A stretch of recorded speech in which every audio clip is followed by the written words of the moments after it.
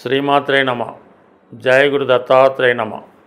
ఈ వీడియోలో మనం సింహరాశి వారికి ఆగస్టు 1వ తారీఖు నుంచి 15వ తారీఖు మధ్యలో జరగబోయే పక్ష ఫలితాలు పరిశీలిద్దాం. మరి ఈ సింహరాశి వారికి ఈ పక్షంలో ప్రధానమైన మార్పులు, గొప్ప ధనయోగాలు ఏర్పడడం జరిగింది. ముందుగా కుజుడు ధనస్థాన సంచారం. ఈ రాశి వారికి రాష్ట్రాధిపతి రవి కన్నా యోగకారకుడు కుజుడే ఎక్కువ మంచి ఫలితాలు ఇవ్వడం జరుగుతూ ఉంటుంది. అటు భాగ్యాధిపతిగా ఇటు చతుర్థాధిపతిగా ధనస్థాన సంచారం వల్ల జాతకుడికి అదృష్టం కలిసి వస్తుంది. కుటుంబ సభ్యులపై ఆధిపత్యం వహిస్తూ ఉంటాడు. అయితే కొన్ని విమర్శలు, అభిప్రాయ భేదాలు కుటుంబ సభ్యుల మధ్య వచ్చే అవకాశం ఉన్నది. భూములపైన, స్థిరాస్తులపైన ఆదాయం ఏర్పడుతుంది. ఒకేసారి మీ కుటుంబానికి అంటే వ్యక్తిగతంగా మీకు ఆదాయం పెరగడం వల్ల ఆ ధనాన్ని పంచుకునే విషయంలో కానీ, సద్వినియోగపరిచే విషయంలో కానీ, ఏ విధంగా ఖర్చు పెట్టాలి అన్న విషయంలో కొన్ని అభిప్రాయ భేదాలు మీ కుటుంబ సభ్యుల మధ్య వచ్చే అవకాశం ఉంది. కొన్ని సందర్భాల్లో మీరు కొద్దిగా కఠినంగా వ్యవహరించడం వల్ల కానీ, పౌరుష పదజాలాన్ని ఉపయోగించడం వల్ల కొంతమంది కుటుంబ సభ్యులు హర్ట్ అయ్యే అవకాశం ఉంది. కాబట్టి కొద్దిగా జాగ్రత్తగా మాట్లాడి విషయాన్ని సున్నితంగా తేల్చుకోవడం మంచిది. అలాగే మరి శుక్రుడు లాభస్థానంలోకి రావడం జరిగింది. తృతీయ దశమాధిపతిగా ముఖ్యంగా శుక్రుడు లాభస్థానంలోకి వచ్చినప్పుడు మీ యొక్క కుటుంబంలో, స్నేహితుల్లో, మీ సర్కిల్లో ఉన్నటువంటి స్త్రీలు మీకు ఆర్థిక పరంగా కానీ, మాట సాయం కానీ చేసే అవకాశం ఉంటుంది. అలాగే అధికారంలో ఉన్నటువంటి స్త్రీ కానీ, లేదంటే ఏదైనా ఒక ఆధ్యాత్మిక రంగంలో ఉన్నటువంటి ఒక స్త్రీమూర్తి ద్వారా మీరు మీ యొక్క మార్గాన్ని నిర్దేశించుకొని కొన్ని కొత్త విషయాలు తెలుసుకునే అవకాశం ఉంది. ఏదైనా ఆర్థిక పరంగా, వృత్తిపరంగా ఆదాయం పెరుగుతుంది.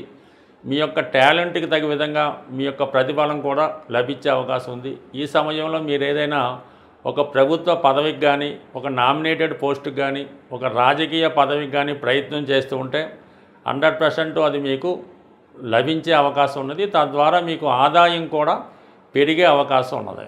సో ఏదైనా శుక్రగ్రహ అనుగ్రహంతో ఈ సమయంలో మీరు కొత్త ఉద్యోగ ప్రయత్నాలు చాలా వరకు ఫలించే అవకాశం ఉంది. దాంతోపాటుగా గురువు ఆల్రెడీ లాభస్థానంలో ఉన్నప్పటికీ పంచమాధిపతిగా లాభస్థితిలో ఉన్నప్పుడు ఏమవుతుందంటే సంతానం మీకు సహకరిస్తారు.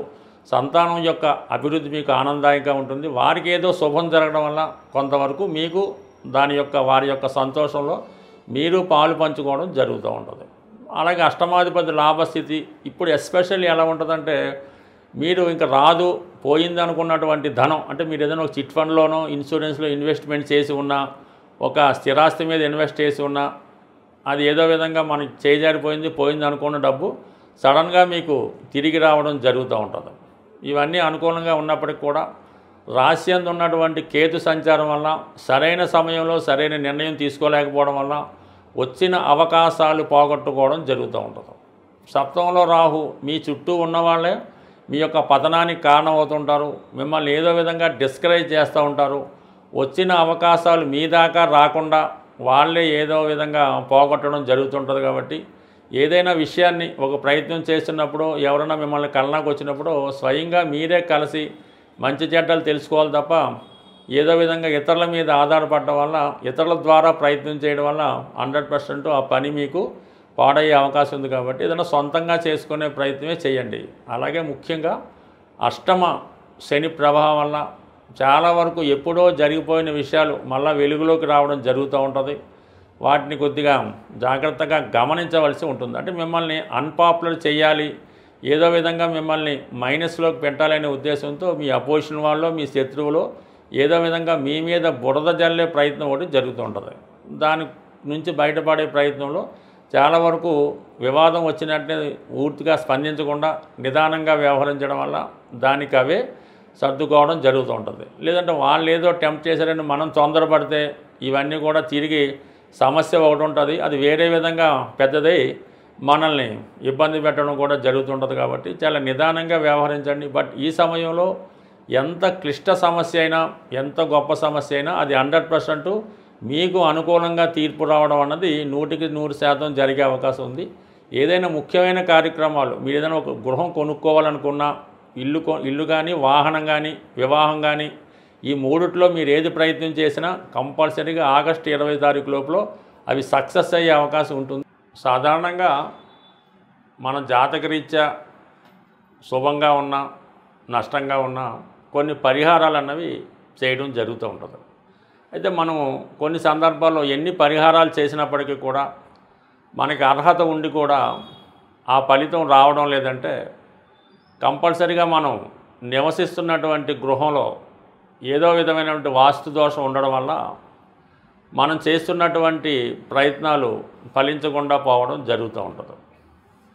అందువలన కొంతమంది అపోహ ఏంటంటే మీకు ఏదో ఒక సొంత గృహం ఏదో ఊర్లోనో టౌన్లోనో ఉండడం జరుగుతూ ఉంటుంది. మీరు కారణాంతరాలు ఉద్యోగరీత్యా ఏ సిటీలోనో వేరొక ఇంట్లో అద్దెకు ఉండడం జరుగుతూ ఉంటుంది. అది కొంతవరకు మీకు అద్దెకున్న ఇల్లు వాస్తుపరంగా బాగున్నప్పటికీ కూడా సొంత గృహంలో ఉన్నటువంటి అంటే ఎక్కడైతే మీరు పుట్టి పెరిగారో మీ పేరుతోనో మీ పెద్దవారి పేరుతో ఉన్నటువంటి గృహంలో ఉన్నటువంటి వాస్తు దోషాలు మీ మీద ప్రభావం చూపడం వల్ల ముఖ్యంగా ఈ విధంగా మనం చేసే ప్రయత్నాలు విఫలమవడం జరుగుతూ ఉంటుంది. ముఖ్యంగా మీరు నివసిస్తున్నటువంటి గృహంలో ఉత్తర భాగంలో దోషం ఉండడం వల్ల నిరుద్యోగ సమస్యలు ఎక్కువగా ఉంటాయి. అందులో యజమానికి కానీ సంపాదించే వాళ్ళకి పని లేకుండా పోవడం జరుగుతూ ఉంటుంది. అలాగే వాయువ్య దోషం ఉన్నప్పుడు వివాహాలు జరగడం చాలా ఆలస్యం అవుతూ ఉంటుంది. వచ్చిన సంబంధాలు వెనక్కి పోవడం జరుగుతూ ఉంటుంది. ఇక నైరుతిలో దోషం ఉండడం వలన ఆ యజమాని మూర్ఖత్వంగా ఉంటూ అసలు వాస్తుని కానీ, దేవుణ్ణి కానీ, భగవంతుని కానీ ఎవరిని నమ్మకుండా ఒక మూర్ఖ పట్టుదలతో ఉంటూ ఆ విధంగా పెళ్ళిళ్ళు చేయకుండా, ఉద్యోగాలు లేకుండా ఇబ్బంది పడడం జరుగుతూ ఉంటుంది. అయితే ఆగ్నేయ దోషం వల్ల ఏంటంటే స్త్రీలకి హెల్త్ పరమైన ప్రాబ్లమ్స్ రావడం, ఆ కుటుంబంలో మగవాళ్ళు వ్యసనాలకి అలవాటు పడడం, ఎవరైతే పిల్లలు ఉన్నారో వాళ్ళు పెద్దవాళ్ళని ఎదిరించడం, ఏ ఉద్యోగం చేయకుండా తల్లిదండ్రుల మీద ఆధారపడి ఉండడం, ఈ విధంగా కుటుంబంలో మన గృహంలో ఉన్నటువంటి అష్టదిక్కుల మీద ఏ దోషం ఉన్నా ఒక్కొక్క దోషం ఒక్కొక్కరి మీద ప్రభావం చూపడం జరుగుతూ ఉంటుంది.